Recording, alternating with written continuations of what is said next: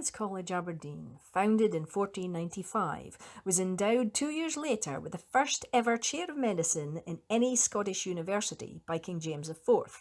Marischal College, a Protestant rival, founded almost a century later, did not get its medical professorship until 1700. Bodies for dissection were provided from the gallows or the dead of the poorhouses. But considering that in the 18th century only 22 people were hanged in Aberdeen, the shortage of cadavers for use in medical schools drove the local students to extremities. This included stealing freshly buried corpses from kirkyards in the dead of night, picking up homeless tramps and other unfortunates who died in the city's crowded streets with no one to claim their remains. Better-off students, and sometimes the surgeons themselves, could afford to bribe local grave diggers or night watchmen to dig up corpses on their behalf, but sometimes the dead weren't always quite what they seemed. A local nobleman in Geary, James Elphinstone, had recently married the love of his life, Mary. Her diamond engagement ring was the talk of the district. After a grand wedding, the couple settled down in his mansion, Logie House. Barely a week later, Mary took sick, and within a month, the heartbroken groom was following his dead bride to the grave.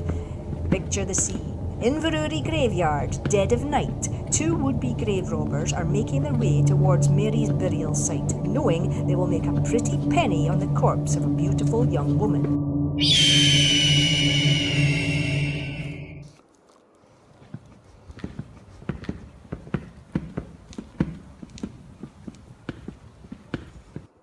What did you say about the scene again, Jock?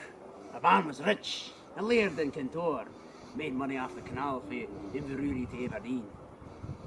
She's still got a stoat or a diamond on her finger. Oh, perks to the job, Jock. Perks to the job.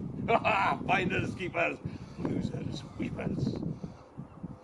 Well, help me then. Did it stand there like a dumpling? Alright, they need to be so nasty about it.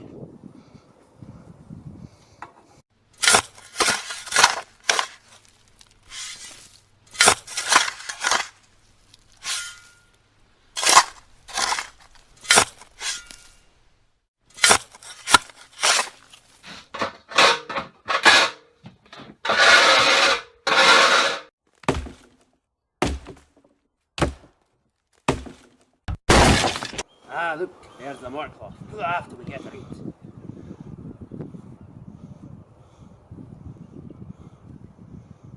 it. Look, bring the lantern here. Oh, nichty me. Now isn't he that a bony jay? It's fine. Here, hold the lantern till I get it off a finger. No, you hold the lantern. I'll get the ring. Here, Fuzz has seen your partner here. Me? I'm older than thee. Oh, very well. You get the ring. Go on then. All right. What the hell are you doing? It will not come off. I need some butter or something to make it slippy. Butter? Are you wise? Where are we going to get butter in the middle of a graveyard? Here, hold the lantern, I'll sort it. What you gonna do? Got her finger up. You can't do that. Oh no, she's dead. She's not going to care about it. You really are a muckle gangster, Vincent. Hold the lantern or I see the cut. I wouldn't want to damage the ring. Where am I? It's so dark. So cold. James? James, where are you? So, you're near ghost then? What happened to me? I felt so sick. Then I wanted to sleep. Why am I in my wedding gown? And who are you? Nobody, just a humble grave digger. And fit where you lying in a coffin if you need deed. Coffin? Oh no. Where am I? In Inverurie kirkyard. Some field doctor thought you were deed. My finger. I'm bleeding. You're one of those grave robbers. Were you going to tell me to the surgeons? For shame. Oh! We thought you were deed. I'm just a beer coater. What's a man supposed to do? Surgeons pay good money for bodies, especially those young quines a day afore their time. You scoundrel! You wanted my ring! I shall report you to the Sheriff of Aberdeen. He is known to my husband, James Elphinstone of Logie. Ah, well, actually, it's your own husband's maidservant that should be in prison for telling us. She told us you were going to be buried with the diamond ring. Our own servant? What's her name? Janet Peary. Her uncle's a sacrist at Marshall College. It was he that was going to take your body for us. Well, she'll no bide a moment longer. And if you want to avoid imprisonment, you shall get me home. Okay, I'm sorry, ma'am, if I offended you.